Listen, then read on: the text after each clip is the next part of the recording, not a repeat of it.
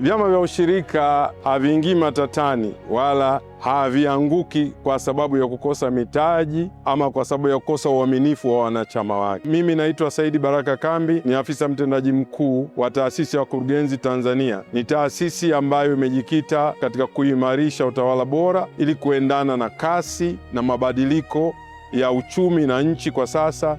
Vyama vya ushirika vinaingia matatani kwa sababu kubwa moja tu, na sababu hiyo ni kukosa utawala bora, uongozi na management ambayo itaendana na mafanikio ya awali ya vyama hivyo. Mtaji mkuu kabisa wa vyama vya ushirika ni uaminifu kwa wanachama kuendana na uongozi wao ambao ni uongozi unaowajibika ama uwajibikaji, uongozi wa wazi na uongozi wa dhamana.